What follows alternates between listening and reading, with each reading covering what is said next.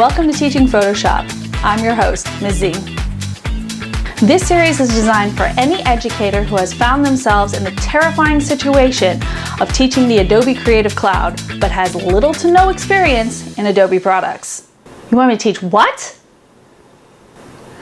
Even if you're a seasoned veteran, you may find tips and tricks in this series to level up your students. Why do I have 30 students on my roster? You know I only have 26 computers, right? By the end of this series, you'll have all the knowledge and resources you'll need to help your students pass the ACA exam and have industry-level skills that will help get them employed. Welcome to the Photoshop Workspace. So the first time that you open this, it can be really confusing. And then let's add to the fact that no matter where you click in Photoshop, chances are something's going to happen. And if you multiply that by 30 students in one classroom, you can imagine the pandemonium that ensues. What did you do?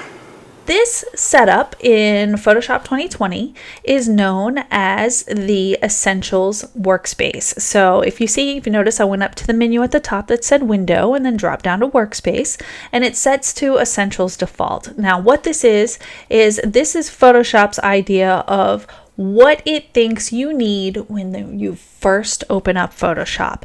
And I'm going to tell you that you don't need most of this stuff. However, let's take a look at it first before we start getting rid of it. Do not click on anything until I tell you to do so. The first thing that pops up over here, this is new in these later versions of Photoshop. You will not see this in an older version of Photoshop, but it's actually kind of helpful because they knew the first time other people opened Photoshop that they got horribly overwhelmed, closed it down, and never opened it again. So this over here is their attempt to reach out to you and say, hey, it's not that scary. There's some good stuff in here. There's some projects and some tips, a couple things, fundamental skills, absolute rock bottom basics. If you don't have me, you can always look at that. Although I would disagree with their fundamental skills as well, because I think that when you're teaching kids, it's a different approach than if you're learning Photoshop yourself. So, but there's some good information in here. You might want to go check this out. But in the meantime, we don't need this. So we are going to get rid of this section. We also have a section underneath that called Libraries. Now this is part of the Creative Cloud that is very, very helpful when you're moving across Adobe products. If you use Illustrator in design and you're working in Photoshop, you can put things in your libraries and quickly move them from program to program. So it's a very helpful palette. But right now, we don't know any of those products and it's just taking up space. So one thing you need to know is that all of these little things actually have a name and they're called palettes. And every palette has a tab. So if we grab that tab, click, hold, and drag it out, we can actually rip it away. And now we have a free floating palette that we can position anywhere we'd like on our screen. A couple other things that are hidden within palettes that you should know about. You can collapse the palette by double clicking on the name. And then we can collapse it into even a smaller amount of space. So if you're working on a smaller monitor or you don't have a large project and you need to see more of it, if you go to the little double arrow on the side here, you can collapse to icon. So it's nice and tidy and small and neat, and you can move it over here. Now, if you go up to your menus, you'll see there's a menu called Window. And when you look out the window, you have all of these palettes here ready to come back and play. So we accidentally X'd out our libraries. We're going to click on it and it's returned right where we left it. But we don't need it, so we're going to get rid of it. Now looking at all these other palettes over here, there's a lot of stuff going on. I can rip all these out. And Photoshop says all of these are essential. I disagree. In fact, I think the only palette that you need when you start is this one right here, Layers. Layers is the reason that we come into Photoshop. If you don't have your Layers palette open 24/7 in Photoshop, just close Photoshop because you're not Photoshopping. You're working in Microsoft Paint. The Layers palette is the most powerful palette in all of Photoshop. It has many of these other palettes built in some way into the palette itself. So these things become kind of redundant. So we're just going to get rid of all of these other palettes X them all out. This is one of the first things I do with my students. I tell them, get rid of all those palettes. It gives them a chance to actually learn how to rip things out, how to get rid of them. Rip it out, exit out. I'm even going to click on these icons because I don't even want an icon bar. I'm just going to get rid of all of them. So when you're first starting Photoshop and you are working with students, this is the ideal configuration. And the reason is because it keeps things focused on what you really need them to know as far as the basics and the most powerful tools within Photoshop. Now, one last trick with these palettes, you can resize the palette size by getting close to the bottom here. You'll see you'll get a little up down arrow. I can drag this out as far as I'd like to. I can also adjust the width from the other side. I'm going to come down to the corner here and drag this out. And now I have a workspace suitable for a beginner that is far less confusing. Now there's two other things on this workspace that we haven't talked about. And that's this bar over here and the bar across the top. The two work together. This is your toolbox. This is your tool options. As you click down the tools in the toolbox, you'll notice that your tool options across the top will change. And that's because every one of these tools has different degrees of settings to make it do cool or awesome stuff. Sometimes not so cool and awesome stuff. So that is good to know. There's two views for this toolbox. Some people don't like their toolbox to be all stretched out like this, and I am one of them. I like my tools to be side by side. So if I hit the little side arrow here, it's going to tuck it in nice and tight, and it takes up less space.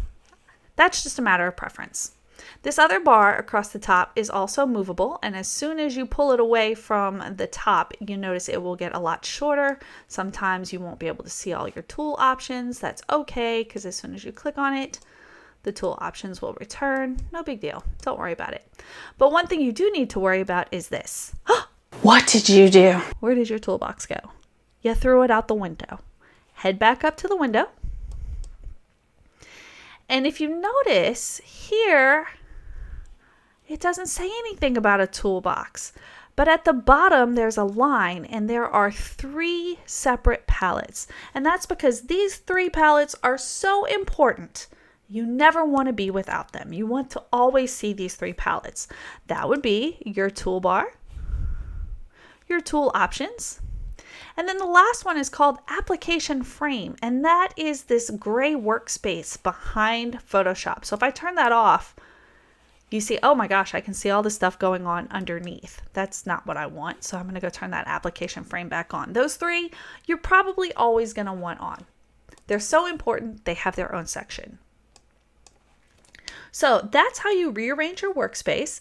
This is the workspace that I recommend when you are first teaching Photoshop to students. It keeps them from clicking on too many things. It keeps you out of trouble, kind of minimizes some of the problems that you may run into. But if you decide at some point that you want to reset the workspace to the original Adobe defaults, it's very easy. We're going to go back up to Window, click on Workspace.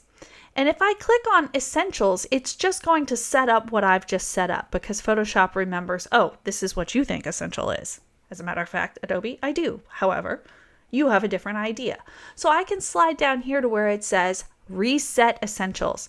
When I hit that button, it's going to take us right back to the original default settings. Now I have to remove all my palettes again. Sometimes I do this just because I'm mean to my students. I make them reset their workspace twice so they get used to moving the palettes and getting things where they need to be. You can never do it too many times until they understand the mechanics of the workspace. So there are a couple other default workspaces that Adobe has built in, trying to make your life a little bit easier. If you are dealing with photography and you click on photography, it's going to open what it considers its essential palettes for photography. You notice layers is still here because it's that important. We see something called a histogram, and then we have a couple of other options here. Actions, properties, info, cloning. Those are all specific tools that you may use in photography. You may not, depending on what kind of Photoshopper you are. Another workspace that is popular is graphic and web. So if you're working in graphic design, it pulls up the character palette. So if you're working with text, you have all of these options here. Notice the layers palette is still open. And if you are brave enough to attempt 3D in Photoshop, you can click on the 3D palette.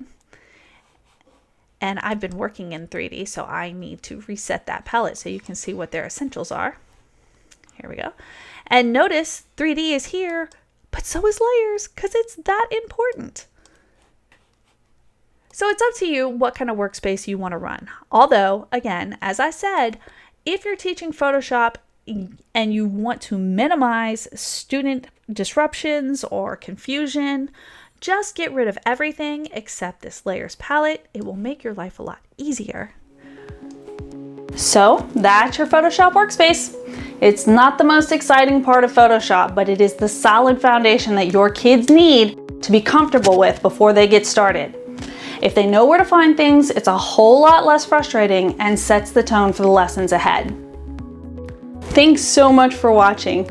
In our next episode, we're going to dive directly into layers. The sooner your kids understand the concept, the faster they'll understand why we're using Photoshop instead of Microsoft Paint. So until next time, happy Photoshopping.